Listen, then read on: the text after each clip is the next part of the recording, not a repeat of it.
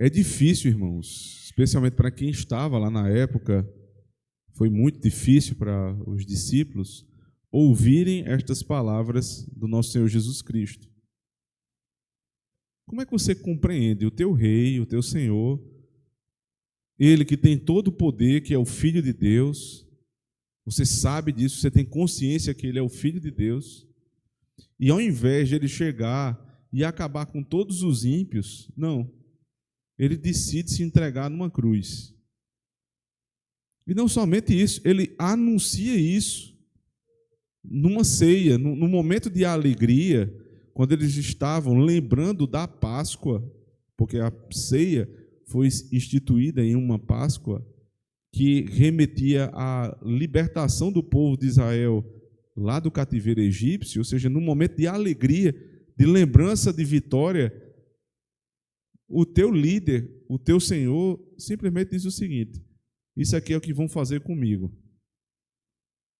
Eu vou estar logo mais numa cruz, sendo entregue pelos vossos pecados, vocês vão repetir isso que eu estou mostrando a vocês, comendo do pão, bebendo do cálice, até que eu venha. Não deve ter sido fácil, irmãos. Entender que na providência, segundo o decreto de Deus na eternidade, o que deveria acontecer com Cristo era morrer numa cruz e não acabar com os ímpios de uma vez só. Por que não resolve logo de uma vez? Por que não pode ser mais rápido? Por que não pode ser menos doloroso? Por que uma cruz?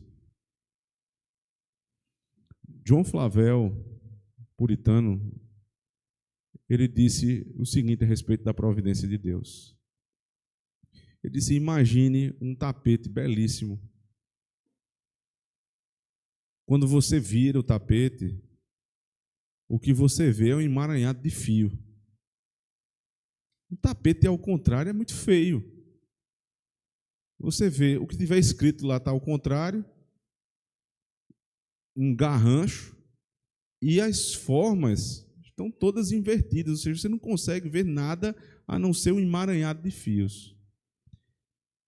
Isso é um homem olhando para a providência de Deus de baixo para cima. De baixo para cima, a gente só vê um emaranhado de fio. Vira o tapete.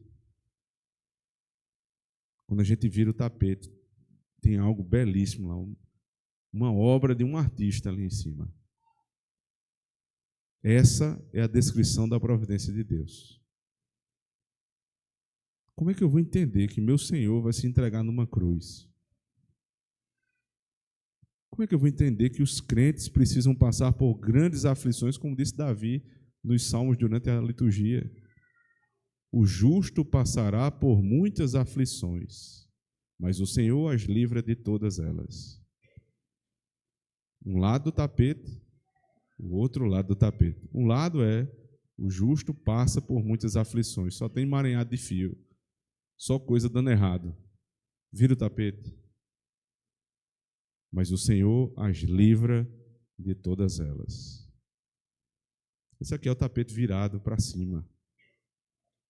O Senhor nos livrou de todas as nossas aflições. Lembrem disso. O que é o ministério pastoral? Segundo Thomas Gould, é você pregar sobre princípios já conhecidos. Repetir algo que todo mundo já sabe. Por isso ele diz: todas as vezes que vocês se reunirem em meu nome, lembrem da ceia. Repitam, repitam, repitam, para que vocês não fiquem só com o tapete virado de cabeça para baixo. O culto é a oportunidade que nós temos, irmãos, de vermos o tapete virado de cabeça para cima, de vermos a imagem do que Deus está fazendo. E os crentes são chamados a não só ver, mas provar. Por isso o Senhor, no dia que estava para ser traído, ele tomou um pão, deu graças, o partiu e disse: isto é o meu corpo, que é dado por vós. Na providência é assim que eu quero que seja. Tomou um cálice e disse: Este é o cálice da nova aliança do meu sangue.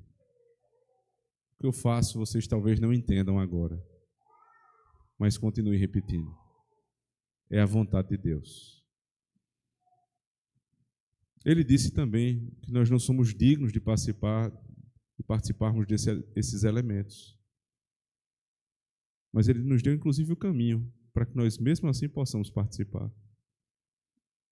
Quando vocês estiverem reunidos para a ceia do Senhor, examine-se, pois, um homem a si mesmo, e assim coma do pão e beba do cálice. Nós vamos fazer isso agora, irmãos. Nós vamos pedir ao Senhor que nos torne dignos em Cristo.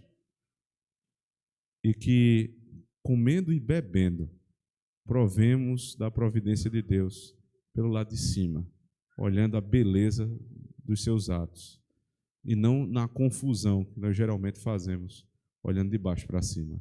Deus nos dê esse olho espiritual que nós tanto precisamos. Oremos ao Senhor.